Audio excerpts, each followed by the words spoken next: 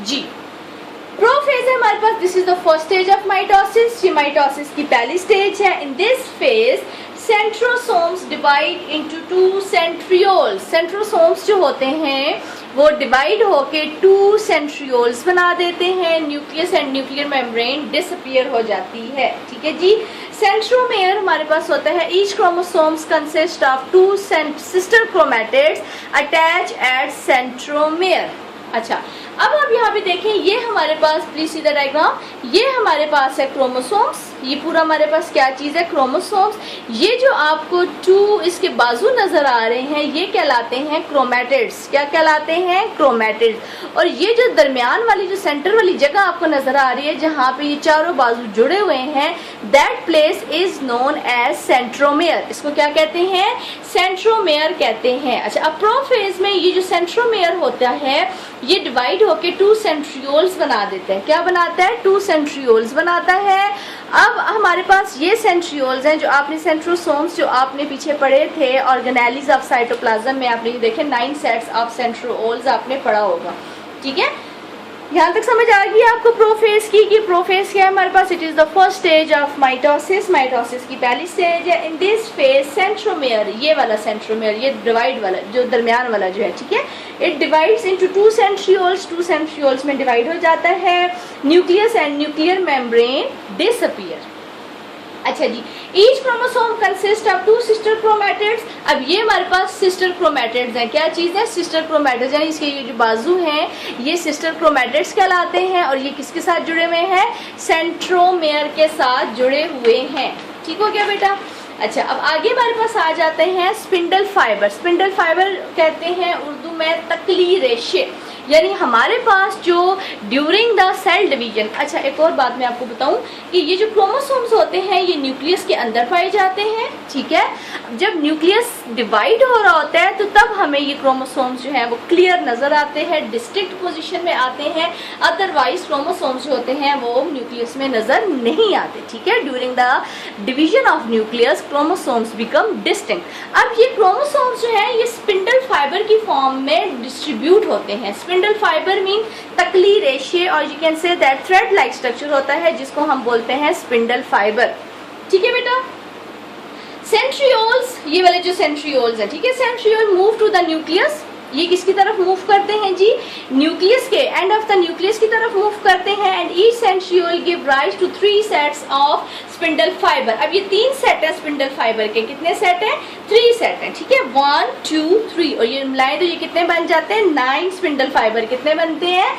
9 spindle fibres बनते हैं। Spindle fibre are made up of protein. Spindle fibre किसके बने होते हैं जी? ये प्रोटीन के बने हुए होते हैं। एंड होल्स, ये जो हमारे पास complete set of spindle fiber है it is also known as mitotic apparatus. इसको क्या कहते हैं? माइटोटिक ऑपरेटस कहते हैं। ठीक है बेटा, दोबारा इसको हम पढ़ लेते हैं स्पिंडल फाइबर को। सेंट्रियोल्स, सेंट्रियोल्स कौन से होते हैं? ये वाले सेंट्रियोल्स। ठीक है, centriole move to the end of the nucleus, nucleus की तरफ मूव करते हैं। And each centriole give rise to 3 set of spindle fibre. ये हमें क्या देता है? 3 सेट्स ऑफ स्पिंडल फाइबर देता है। Spindle fibre is made up of protein. Spindle fibre किससे बनी होती है? प्रोटीन की बनी होती है। And the complete set of spindle fibre is called mitotic apparatus. Got it girls, boys? अच्छा जी, आगे हमारे पास आ जाता है एस्ट्रल ट्यूबल्स। एस्ट्रल किसको कहते हैं बेटा? स्टार शेप को कहते हैं। ठीक है, किसको कहते हैं? स्टार शेप को कहते हैं। देखिए ये हमारे पास प्रोफेज है। प्रोफेज में ये हमारे पास क्रोमोसोम्स हैं जो सेंटर में आ गए हैं। ये हमारे पास जो है ये जो आपको थ्रेड लाइक स्ट्रक्चर नजर आ रहा है ये हमारे पास स्पिंडल फाइबर्स बनते हैं। क्या बनते हैं? स्पिंडल फाइबर बनते हैं जी। एस्ट्रल माइक्रोट्यूबल्स, इसमें क्या होता है जी कि जो हमारे पास माइक्रोट्यूबल्स होती हैं रेडिएट्स आउटवर्ड, यानी ये बाहर की तरफ निकलती हैं, बाहर की तरफ आती हैं and form star shape structure, star की तरह का स्ट्रक्चर बनाती हैं। That is known as the aster microtubules. Next हमारे पास आ जाता है kinetochore microtubules. Now what is kinetochore? Kinetochore कहते हैं बेटा इसको, सेंट्रोमेयर को कहते हैं। किसको बोलते हैं?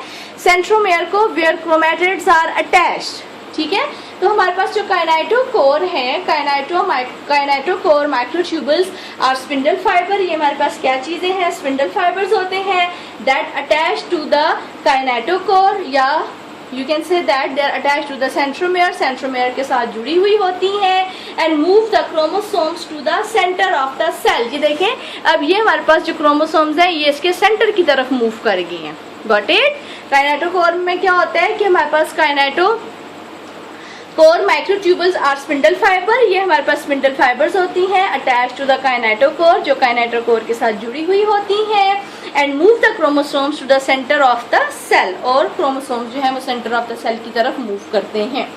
Polar microtubules, they stand from one pole. अब ये हमारे पास पोल होते हैं, क्या चीज होते हैं, पोल होते हैं, ठीक है, सिरे जिसको हम कहते हैं। They stand from one pole and come in contact with the microtubules from the opposite pole. यानी हमारे पास पोलर माइक्रोट्यूबल्स क्या होती हैं कि ये जो ट्यूबल्स होती हैं ये एक सिरे से एक्सटेंड होती हुई दूसरे सिरे पर आ जाती हैं और उसके साथ अटैच होती हैं, फिर दूसरे सिरे से अटैच होके अपोजिट दूसरी साइड पर आके अटैच हो रही हैं। ठीक है, देखें यहाँ से अगर इस पॉइंट से ये माइक्रोट्यूबल एक्सटेंड हो रही हैं तो ये यहाँ से एक्सटेंड होती हुई यहाँ तक पहुँच जाएंगी, यहाँ पे आके जुड़ जाएंगी, फिर इस पोल से जो माइक्रोट्यूबल्स एक्सटेंड होंगी वो यहाँ से होती हुई इस पोल पर आके तो ट्यूबल्स के साथ जुड़ जाएंगी। ठीक है बेटा, ये हमारे पास है पोलर माइक्रोट्यूबल्स। पोलर माइक्रोट्यूबल्स में क्या होता है, they extend from one pole and come in contact with microtubules from the opposite pole.